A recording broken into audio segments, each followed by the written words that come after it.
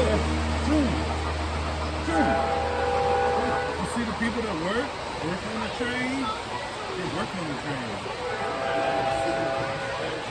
Yeah. See the mountains?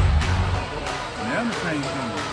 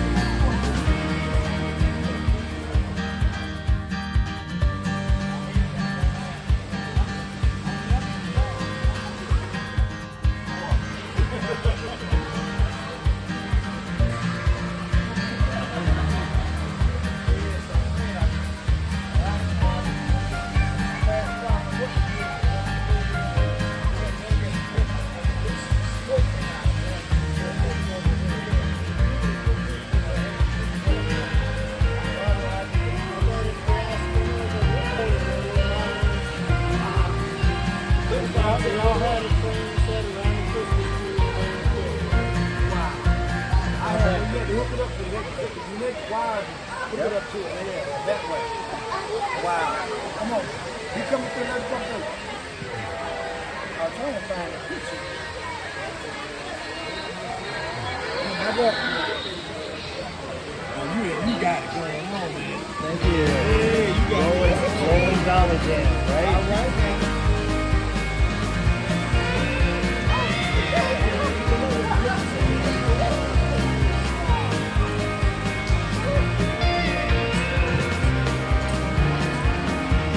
Thank you.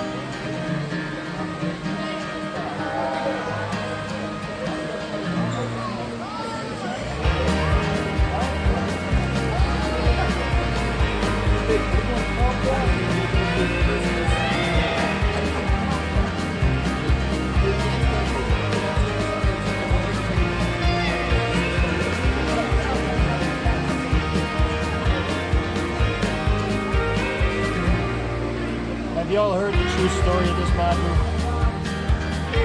Alright, so there is an eye test involved here.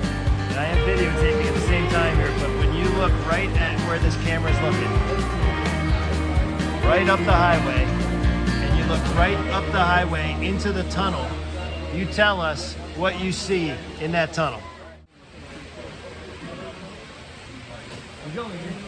What do you see? Inside this tunnel right That's here? correct, in that tunnel. No, I was going to say, I don't see no big head. It is an outhouse. And in front of that outhouse, you might see an engineer with a shovel. Oh, I thought I did see. I thought it was a dog, but yeah. And then there is a barrel. And then there is, right across from him, is a bear. Do you see the bear? I do. Okay. So that is the story of an engineer over a barrel with a bear. Story is that the railroad actually put the outhouse in the tunnel so that if a train had to stop, he could. He went in. What he didn't realize is that there was already a bear exploring that cave. When he came out of the outhouse, all of a sudden the bear reared up and stood and went, "Arr!" And the guy quickly grabbed the shovel and said, "Back, bear, back." And the bear ran off from the cave, and the engineer was glad and got back on his locomotive. Now, if you look at the top of that hill, you're going to see a little birch tree and a pine tree way in the back. You tell me if you see that bear running off into the woods. You see the bear? There he is, way in the back. Yes. Now, the reason we know that that's a scared bear is because if you look on the two trees on the top of that hill right in the front, what do you see as a family between those two trees? You see some animals in those trees? Okay, yeah. There's a stag, and there's a stag's family. So those deer, they're not running anywhere because of that bear. That bear is scared, and he's running away. That's the proof. Now, what you're really looking at here is my family story. I used to grow up in New England, and my family used to go to New Hampshire, and this is a module set called Labor Day Weekend. That's why it's early fall in New England. My dad was a minister for 42 years in a church, and we used to go to a campground, and so I just decided to give him a church called Campground Christian Fellowship. That's what the sign says in front of the church. My mom always liked to go to candy and craft stores. So I said, "Mom, in Labor Day weekend town, you're going to have your own little store with a pink sign that says Margaret's Candy and Crafts." There it is in the back.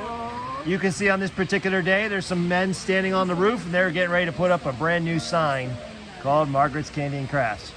Now my brother and sister had to get on the act, so you'll notice that if you look straight down below this little cliff, you're gonna see, what is that? A pumpkin patch.